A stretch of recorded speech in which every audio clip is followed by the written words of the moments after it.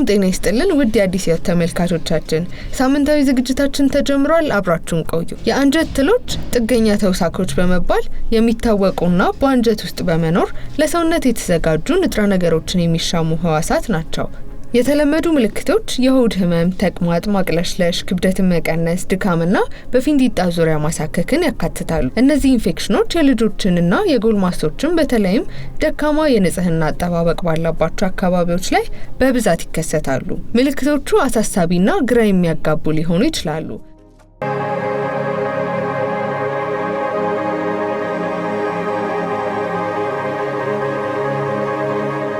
በሰው ልጅ አካል ውስጥ የሚገኙ አንጀት ላይ ችግር ሊያስከትሉ የሚችሉ የጥገኛ ተህዋሲያኖች አሉ። በዋነኝነት በሁለት እንከፍላቸዋለን። የመጀመሪያው ፕሮቶዞዋ ይባላል። ሁለተኛው ወርምስ ወይም ደግሞ ትላትሎች እንላቸዋለን። ብዙዎቹ የአማርኛ አቻ የሆነ ቃል የላቸውም። ፕሮቶዞዋ ከምንላቸው ውስጥ ጃርዲያ እና አሜባ ወይም ደግሞ ኢንታሜባ ሂስቶሊቲካ እና ጃርዲያ ላምብሊያ የሚባሉ ሁለት የፕሮቶዞዋ አይነቶችን እናገኛለን። በሁለተኝነት ደግሞ የሄልሚንትስ ወይም ወርም የምንላቸው በአማርኛው አቻ ቃል ትላትል የምንላቸው ናቸው። በብዙዎቻችን ዘንድም ታዋቂ የሆኑት እነዚህ ናቸው። የዮስፋት ትል፣ የኮሶ ትል፣ የመንጠቆ ትል። ከዚህ ውጭ ደግሞ ሌሎችም አሉ። ሁሉም የአማርኛ አቻ ቃል የላቸውም። ሃይመኖሊፒስ ናና፣ ትራይኮሪስ ትራይኮሪያ እና ስትራንጉላሪስ ሰርኮላሪስ እንዲሁም ሌሎችም የትላትል አይነቶች ይገኛሉ። በቅርጻቸው እንዲሁም ደግሞ በሳይዛቸው እንዲሁም ደግሞ ባላቸው ባህሪ ነው ፕሮቶዞዋ እና ትላትል ብለን የምንከፍላቸው።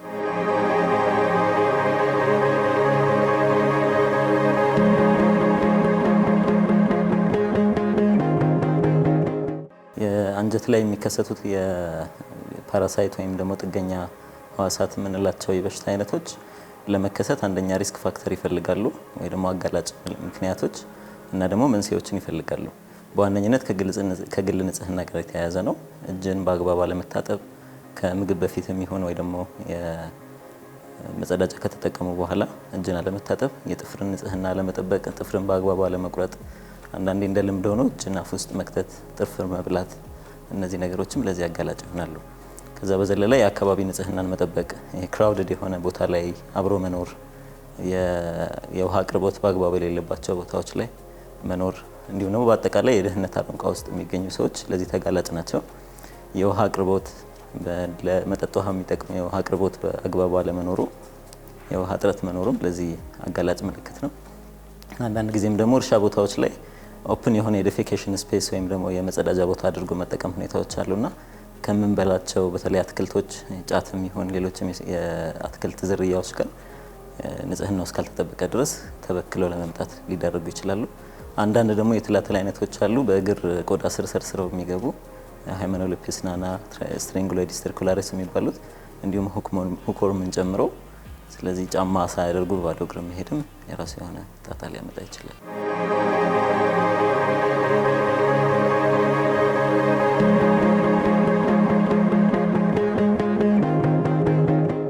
መተላለፊያ መንገዳቸው የብዙዎቹ አንድ አይነት ነው። የፌኮ ኦራል ትራንስሚሽን ነው የምንላቸው። በምግብ ወይም ደግሞ በውሃ በተበከለ ውሃ ወይ በተበከለ ምግብ ምክንያት ከውጪ ወደ ሆዳችን የሚገቡ የትላትል ወይም ደግሞ የፓራሳይት አይነቶች ናቸው ሁሉም። ስለዚህ ከንጽህና ጋር የተያያዙ ጉዳዮች ናቸው። ሁላችንም እንደ ልምድ ሆኖ ያው እጃችንን በአግባቡ ተጥመን መብላት ግዴታ ይሆናል። ከዛ ውጪ የበሰሉ ምግቦችን መጠቀም እንዲሁም ደግሞ ውሃንም ሆነ ምግብን ንጽህናው የተጠበቀ ሆኖ መውሰድ ተገቢ ነው። በዋነኝነት ደግሞ የግል ንጽህና ከእጅ መታጠብ ጋር ተያይዞ ያለውን በደንብ አስተካክለን መጠቀም ይገባል።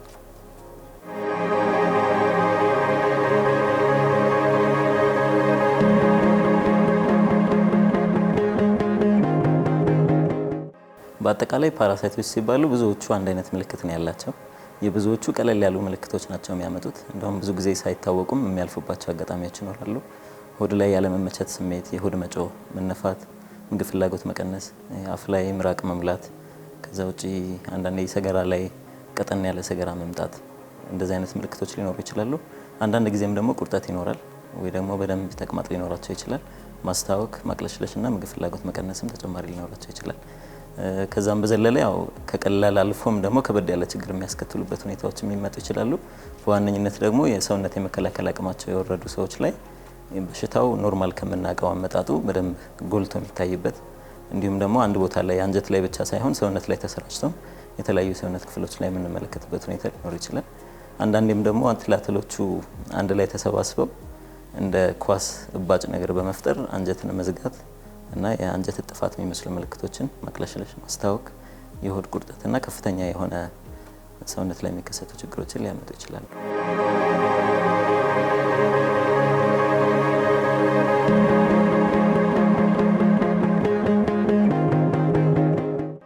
የኮሶ ትል በዋነኝነት ያው ከአሳማ ጋር ተያይዘው የሚከሰቱባቸው ሁኔታዎች አሉ። ግን በአጠቃላይ የከብት የሆኑ ጥሬ ስጋዎችን በመመገብ የሚመጣ አይነት የበሽታ ሁኔታ ነው።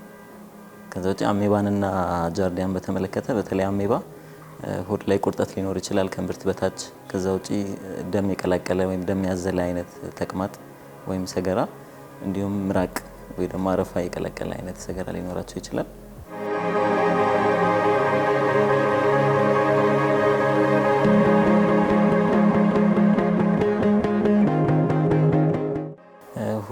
ሁሉም የበሽታ አይነት ቶሎ ሕክምና ማግኘቱ ከሁሉም በላይ ትልቁ የሕክምና እርምጃ እሱ ነው የሚሆነው። ስለዚህ ትላትሎችም እንደዛው በሰዓቱ ካልታከሙ አንደኛ የደም ማነስ ሊያስከትሉ ይችላሉ። በአይናችን የማይታይ የሆነ መድማት ከሰገራ ጋር ተቀላቅሎ ስለሚወጣ ማለት ነው። ሁለተኛ ከምግብ መብላት አለመብላት ጋር ተያይዞ ደግሞ የሰውነት ክብደት መቀነስ፣ በአጠቃላይ ማልኒውትሪሽን የምንለውን ሊያስከትልባቸው ይችላል። ቅድም እንዳልነውም ደግሞ ብዙ ፓራሳይቶች አንድ ላይ ተሰብስበው በሚፈጥሩት እባጭ መሳይ ነገር የአንጀት መዘጋትም ሊያጋጥማቸው ይችላል። ስለዚህ ሁልጊዜም ሕክምናውን ቶሎ በአግባቡ ማድረጉ ተገቢ ነው።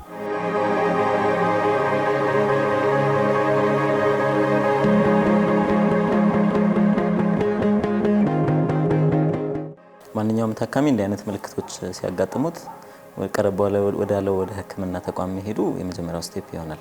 ከዛ በኋላ እንደ ሐኪሙ እይታ የሚሰራቸው ምርመራዎች ይኖራሉ።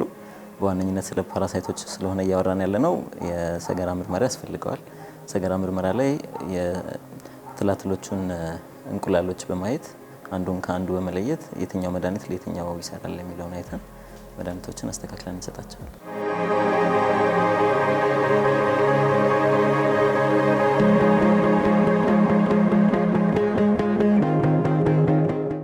ለፓራሳይቶች የምንሰጣቸው መድኃኒቶች ለሁሉም ወጥ አይሆንም። አንድ መድኃኒት ለሁሉም የበሽታ ሁኔታዎች እንደማይሰራ ሁላ ማለት ነው። ለፕሮቶዛዎች የምትሰጠው መድኃኒትና ለትላትሎች የምትሰጠው መድኃኒት የተለያዩ ናቸው። እንዲሁም ደግሞ ከትላትሎች ውስጥም ደግሞ ለአንዱ የትላትል የምትሰጠውና ለሌላው የምትሰጠው የትላትል መድኃኒቶች የተለያዩ ናቸው። ስለዚህ በዛ ምክንያት ሐኪም ጋር መቅረቡ የግዴታ ይሆናል። ከዛ ውጪ በየ6 ወር መውሰድ የሚለው ላይ የበሽታው በርደን መጀመሪያ አካባቢው ላይ ወይም ሶሳይቲው ላይ መታየት አለበት። እንደ በርደን የምንከፍልበት የራሱ የሆነ ፐርሰንቴጅ አለ።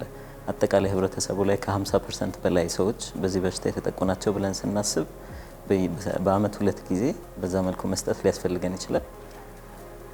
ከ20% እስከ 49% ያለው የሶሳይቲው ክፍል የተጎዳ ደግሞ ከሆነ በዚህ ጉዳይ በአመት 1 ጊዜ ብቻ የፓራሳይቶች ማጥፊያ መድኃኒት መውሰድም ሊበቃቸው ይችላል።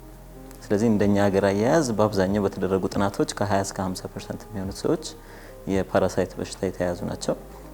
ስለዚህ በአመት 2 ጊዜ መውሰዱ ተገቢ ይሆናል። በየ6 ወሩ ኢቨን ምልክቶችን ብናያቸውም ባናያቸውም የትላትል መድኃኒቶችን መውሰዱ ተገቢ ነው። ለሰውየው መታከም ብቻ ሳይሆን ለሌሎችም ትራንስሚት እንዳያደርግና የመከላከያ ቼኑን ማቋረጥም ሊሆን ይችላል ሕክምና የሚሰጥበት ዓላማ።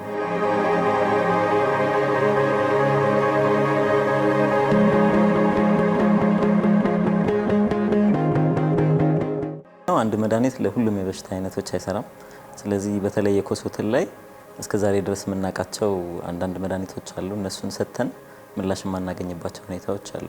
ስለዚህ በጊዜ ሂደት ራሱ ፓራሳይቱም ለዛ መድኃኒት ምላሽ ላለመስጠት የሚያካሂዳቸው የባህሪ ለውጦች አሉ። በሱ ምክንያት የምንሰጣቸው መድኃኒቶች ውስኖች ናቸው። ስለዚህ ሁሌ ያለብኝ የሚባል ጉዳይ አይደለም። አንዴ ከታከመ በኋላ ሌላ ኢንፌክሽን መጥቶ እንደ አዲስ እስካልያዘ ድረስ የኮሶ ትል አለብኝ ተብሎ የሚነገር ነገር አይደለም። ግን መድኃኒቶቹም ደግሞ ልክ እንደ ፓራሳይቱ ባህሪ የተቀያየሩ ሆነው ለታካሚዎቹ እናደርሳለን ማለት ነው።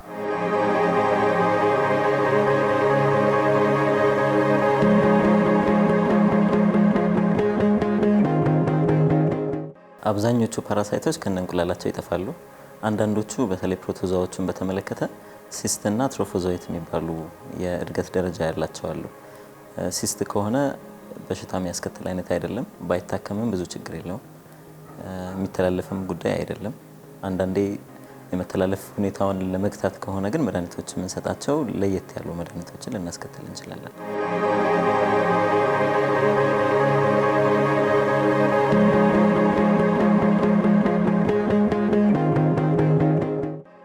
ቅድም እንዳወራ ነው እያንዳንዱ ሰው ታዳጊ ሀገር ላይ እስከኖረ ድረስ ለትላትል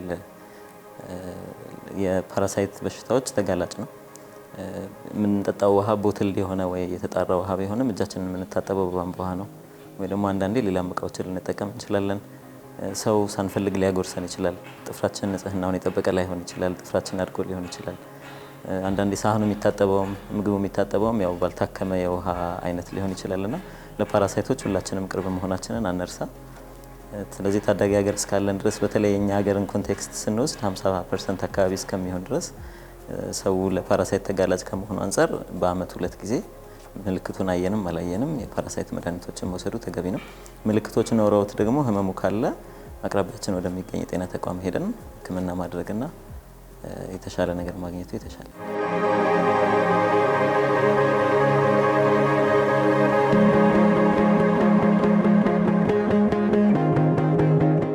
ሁሉም የሆድ ቁርጠት በፓራሳይት ብቻ የመጣ አይደለም። ስለዚህ ቁርጠት ሲያመን ወይ ሆድ ላይ የምናያቸው ባዕድ የሆኑ ስሜቶች ሲኖሩ የመጀመሪያ ስቴፕ መሄድ ያለብን ወደ ጤና ተቋም ነው። ስለዚህ የሚገባውን ሰው ማማከሩ ተገቢ ነው። የቀለል ያሉም ከበድ ያሉም የበሽታ ሁኔታዎች በቁርጠት መገለጫ ሊመጡ ይችላሉ። ስለዚህ ወደ ጤና ተቋም መሄዱ የተሻለ ነው።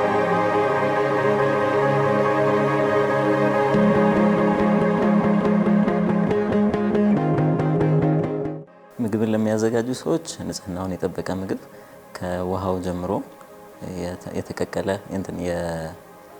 የፈላ ውሃ ወይ ደግሞ የታከመ ውሃ ቢጠቀሙ፣ እንዲሁም ደግሞ ሳህኑን ምግቡን ደግሞ በአግባቡ ንጽህናውን በጠበቀ መልኩ ለማዘጋጀት ቢሞክሩ፣ እንዲሁም ደግሞ ምግብ ተጠቃሚውም እጁን ከምግብ ከመብላቱ በፊት እጁን መታጠብ ሁልጊዜም እንደ ልምድ ብንወስደው፣ የግል ንጽህና መጠበቅና ይሄ ፕሮቴክቲቭ ሜዠሮችን ሁልጊዜም መውሰድ ለጤና ጠቃሚ መሆኑን ኮቪድ በነበረበት ወቅት ላይ አሳይቶን አልፏል። ማስክ በመጠቀማችን የጉንፋን አጠቃላይ ፕሪቫለንሱ ወይም የመፈጠር ሁኔታው በጣም ቀንሶ አይተነዋል። እንዲሁም ደግሞ እጅን ሰውም ሁሉም እየታጠበ ከመሆኑ አንጻር የፓራሳይቶችም ሆድ ላይ የምናያቸው ምልክቶችን በተወሰነ መልኩ የመቀነስ ሁኔታዎች ነበሩ። ትክክለኛ ዴታ ባይኖረንም ግን የተሻሉ ነገሮችን አይተንበታል። ስለዚህ የግል ንጽህናችን ከሁሉም በላይ ቀዳሚ መሆን አለበት። ውድ ተመልካቾቻችን ቆይታችን በዚህ አላበቃም። ካፍታ ቆይታ በኋላ ተመልሰን እንገናኛለን።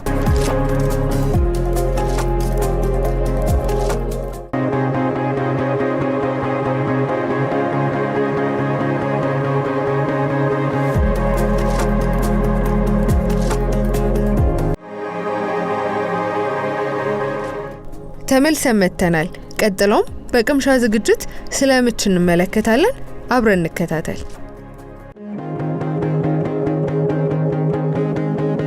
ምች የምንለው እንግዲህ በተለምዶ አፍ ላይ ነው በብዛት አይደለም የሚወጣው። በሳይንስኛ የምንለው ሄርፒስ ይባላል። ሄርፒስ በቫይረስ የሚመጣ የቆዳ ችግር ሲሆን አብዛኛውን ጊዜ ከንፈር አካባቢ ግን አልፎ አልፎ ደግሞ ብልት አካባቢ የሚታይ ሲሆን ቫይረሱ ተላላፊ ነው። ያው በንክኪ ነው የሚተላለፈው። 2 አይነት ቫይረስ ነው ያሉት። አንደኛው ከንፈርን የሚያጠቃ ሲሆን ሁለተኛው ደግሞ ብልት አካባቢ የሚያጠቃ ነው። በአብዛኛነት ግን የመቀያየር ባህሪም ሊኖራቸው ይችላል ማለት ነው። እሱ የራሱ የሆነ ምክንያቶች አሉት። ስለዚህ በዋናነት ከንፈር አካባቢ የሚመጣው በአንድ ጎን በኩል የላይኛው ወይ ደግሞ የታችኛው ከንፈር አካባቢ ነው የሚወጣው። ግን የቫይረስ ከከንፈርም ከብልትም ውጪ አንዳንዴ እጅ ላይም የተለያየ ሰውነት ክፍል ላይም ሊታይ ይችላል። ስለዚህ ይህኛው ቫይረስ በንክኪ የሚተላለፍ ሄርፒስ ቫይረስ ነው የምንለው እኛ። ሄርፒስ ሲምፕሌክስ ይባላል። ብዙ ሄርፒስ ቫይረሶች ስላሉ ሄርፒስ ሲምፕሌክስ 1 እና 2 ነው የምንላቸው። ሄርፒስ ሲምፕሌክስ 1 እንዳልኩ ከንፈር ላይ ነው የሚወጣው፣ ያቆስላል። ቁስሉ ደግሞ በጊዜ ሂደት በራሱ የመጥፋት እድል አለው። ብዙዎቻችን ወደ 80% የሚሆኑ ሰዎች በአዋቂ እድሜ ክልል ላይ ያለን ይሄ ቫይረስ ሰውነታችን ውስጥ አለ ተብሎ ነው የሚታሰበው። ስለዚህ ይሄኛው ቫይረስ እንደ ብዙዎቹ የቆዳ ቫይረሶች ቆዳ ውስጥ የመቀመጥ ባህሪ አለው። ይቀመጥና የመከላከል አቅማችን ሲዳከም ከዛ ቦታ ተነስቶ የመራባትና ቆዳችን ላይ ደግሞ ቁጣ በማስከተል የቆዳ ቁስለትን የማምጣት ባህሪ ነው ያለው ማለት ነው። ይህንን ሄርፒስ ሲምፕሌክስ ቫይረስ 1 እንለዋለን። ሁለተኛው አይነት ደግሞ ሄርፒስ ሲምፕሌክስ ቫይረስ 2 ብዙ ጊዜ እንዳልኩ ብልት አካባቢ ወንዶችም ሴቶችም ላይ ነው የሚገኘው። እሱ ደግሞ በግብረ ስጋ ግንኙነት የሚተላለፍ ቫይረስ ነው። እንግዲህ እሱም ልክ አንዴ ከተላለፈ ሰውነት ውስጥ ይቀመጥና ምክንያቶችን አጋጣሚዎችን እየጠበቀ ተነስቶ ቆዳ ላይ ያዛ አካባቢ ብልት ላይ ውሃ የቋጠሩ በጣም ክብ ትንንሽ ቁስሎችን ያመጣና አልፎ አልፎ ደግሞ በደንብ ሕክምና ካልተደረገለት አልሰር እስከምንለው ይሄ ሙሉ በሙሉ የቆዳ መነሳት ብልት ላይ ሲሆን ስፔሻሊ የመከላከል አቅማቸው ደካማ የሆኑ ሰዎች እነዚህ ተጓዳኝ ህመም ያላቸው እንደ HIV ህመም ያለባቸው ሰዎች ላይ የመከሰት እድል በደንብ አለው ማለት ነው።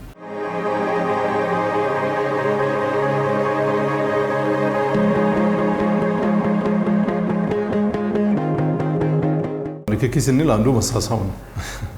ዳይሬክት ኮንታክት ቆዳ ለቆዳ ሲገናኝ አንዳንዴ ወደ ከንፈራችንም ለምሳሌ በእጅ ነክተን በእጃችን ወደ ሰውነት የማስተላለፍ ለምሳሌ ብልት አካባቢም ሲሆን ጣት አካባቢ የሚወጣበት አጋጣሚ ያለ እሱም በእጅ ሲነካ ከንፈር አካባቢም ሲሆን እንግዲህ አንደኛው ከንፈር ላይ የሚወጣው ያልነው በንክኪ ነው። ንክኪው አንደኛ ዳይሬክት ኮንታክት ነው። ሁለተኛው ደግሞ በልብስም ሊተላለፍ ይችላል። ፎማይት ሊያስተላልፈው ይችላል። ሌላኛው ብልት አካባቢ ደግሞ ዋናው መተላለፊያ መንገድ ግብረ ስጋ ግንኙነት ነው። ስለዚህ ይሄ ብዙ ጊዜ የሚገኘውም አዋቂ ላይ ነው። ይሄ ሪፕሮዳክቲቭ ኤጅ ላይ ያሉ ሰዎች ላይ ነው የምናገኘው። ዋናው መተላለፊያ መንገድ የምንለው ዳይሬክት ኮንታክት ነው። ሁለተኛው ደግሞ ኢንዳይሬክት ኮንታክት የምንለው አንዳንዴ በልብስ በምናምን ሲተላለፍ ነው ማለት ነው።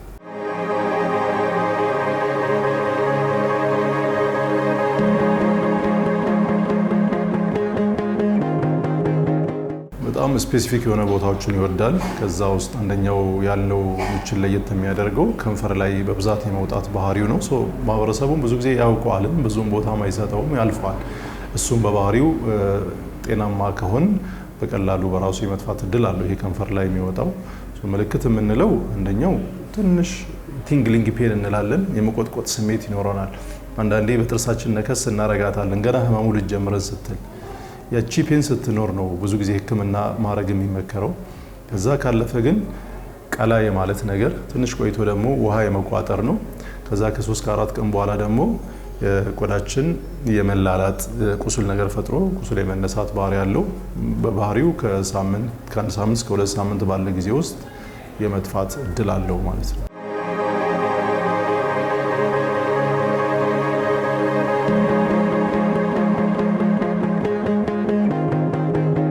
ቫይረሱ ሰውነታችን ውስጥ ይቀመጣል አንዴ ከገባ። ከዛ በኋላ ግን ይሄ በተደጋጋሚ ምች ምንለው ወይ ደግሞ ሄርፒስ የሚያጠቃቸው ሰዎች ስፔሻሊ ከንፈር ላይ ሲሆን ከምግብ ጋር ባህሪ ሰዎች ያያይዙታል በተለምዶ።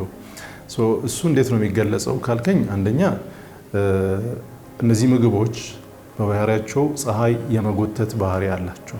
ለምሳሌ እነዚህ ስፓይሲ ቅመማ ቅመም ያላቸው ምግቦች እንደ ቅቤ አይነት ነገሮች ፀሐይ በልተን ፀሐይ ሲያገኘን ሰውነታችን ላይ የሚያርፈውን የፀሐይ መጠን ከፍ ያደርጋሉ ከሌላው የሰውነት ክፍል ማለት ነው። እዛ አካባቢ ላይ ደግሞ ኦልሬዲ ቫይረሱ አለ። ቫይረሱን ደግሞ ተቆጣጥሮ እያቆየልን ያለው የሰውነታችን የመከላከያ ዘዴዎች ናቸው፣ እነዚህ ኢሚዩን ሲስተማችን ማለት ነው። ፀሐይ ውስጥ ደግሞ ዩቪቢ የምንለው የአልትራቫዮሌት ቢ የመከላከል አቅምን የመቀነስ ባህሪ ያለው በሽታ የመከላከል አቅማችንን ይቀንሳል። ስለዚህ ያ የበላነው ምግብ ፀሐዩን ስቦ ፀሐዩ አቅሙን ጨምሮ ቆዳችን ላይ ሲያርፍ የሚከላከሉ ሴሎቻችን ደግሞ የመዳከም ባህሪ ይኖራቸዋል። ያንን አጋጣሚ ተጠቅሞ ደግሞ ቫይረሱ ይነቃቃል፣ ይራባል፣ ይበዛል፣ ወደ ችግር አምጪነት ይቀየራል ማለት ነው። እነዚህ ምግቦች ከሞላ ጎደል በዚህ መልኩ ችግሩ እንዲመላለስ ኦልሬዲ የነበረን ቫይረስ እንዲነቃቃ የማድረግ ነገር ነው እንጂ ምግቡ አይደለም ችግሩን ያመጣብን። ስለዚህ ህክምና ላይ ራሱ ከምናደርጋቸው አንደኛው ህክምና ዘዴ ምንድነው ፎቶ ፕሮቴክሽን እንለዋለን። ከንፈር ላይ ሲሆን ስፔሻሊ የፀሐይ መከላከል በደንብ ማዘውተር አለባቸው ሰዎች። ስለዚህ ፀሐይ ከምግቡ ጋር አንድ ላይ በመሆን የመከላከል አቅማችን በመቀነስ ለቫይረሱ የመራባት እድል ይፈጥራል ማለት ነው።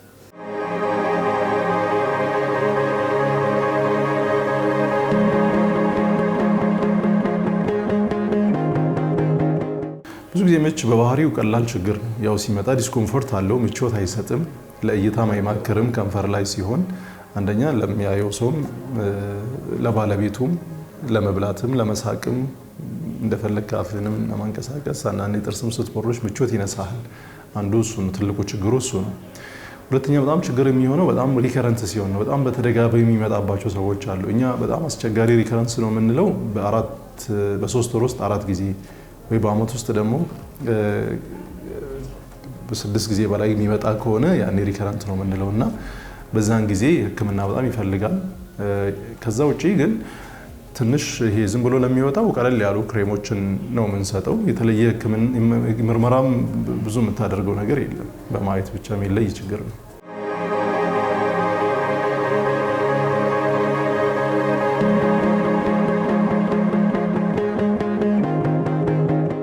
አንደኛ ከንፈራችን እንዳይደርቅ ማለስለስ ነው። ሁለተኛ ደግሞ ኢንፌክሽን እንዳይፈጠር መከላከል ነው። የተለያየ ነገሮችን ስናደርግ ደግሞ አንዳንዴ ለኢንፌክሽን ቆዳችንን እያጋለጥን እንሄዳለን። ቫይረሱ በራሱ ቆዳችንን አቁስሎታል። ቆዳችን ደግሞ ሲቆስል ከውጭ የሚመጡ ባዕድ በሽታ ነገሮች ለምሳሌ ባክቴሪያዎች ተጨማሪ ገብቶ ኢንፌክሽን ሊፈጥርብን ይችላል። በባህሪው በራሱ ይጠፋል፣ ግን ቀለል ያሉ ክሬሞችን ብናደርግ ደግሞ ትንሽ እናፈጥነዋለን ለማለት ነው።